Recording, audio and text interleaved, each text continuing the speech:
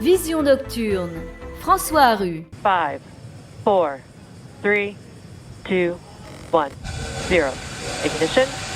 Liftoff of the Falcon 9 and Crew Dragon. Go NASA, go SpaceX, Godspeed, Bob and Doug. 2 Américains ont rejoint la station spatiale ISS. Revenons sur le succès de ce rendez-vous spatial inédit. Dans notre dernière chronique, nous avons évoqué cette mission privée de SpaceX qui renoue le spatial avec le sol américain en comparaison avec les programmes Gemini des années 60. Ici, une nouvelle voie est ouverte vers les vols commerciaux et les projets de colonisation martienne.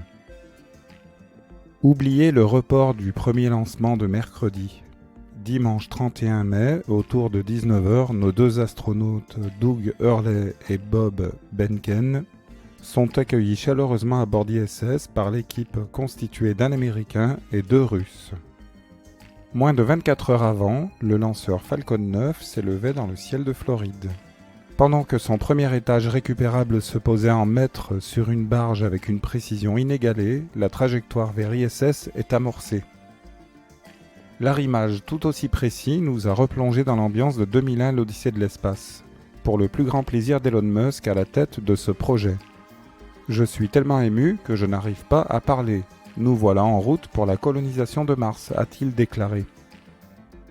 Doug Hurley a pu redécouvrir que l'ISS comporte de nombreux obstacles et angles vifs. Bien heureusement, ce petit bobo à la tête reste anecdotique. Pourtant, tous 2 connaissent bien les lieux. Mais au fait, qui sont-ils ?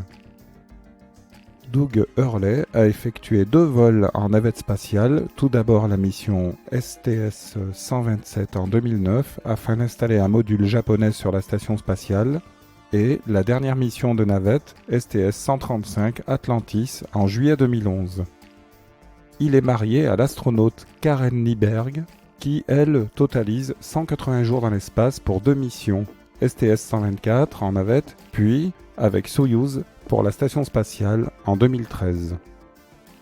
Bob Behnken, lui, a passé 28 jours dans l'espace sur STS-123 en navette spatiale pour l'installation d'un module japonais également, et STS-130 pour l'installation de la fameuse loggia de l'espace Cupola dans la station spatiale, avec 6 sorties extravéhiculaires pour un total de 37 heures.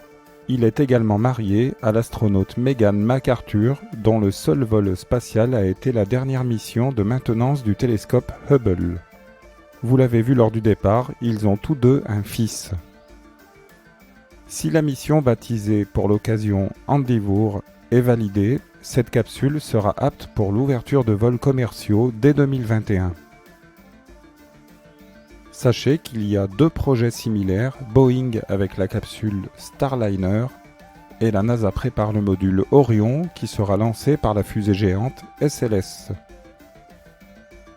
Pour son retour, cette capsule privée de SpaceX déposera nos 2 astronautes de la NASA lors d'un splashdown en août au cœur de l'océan.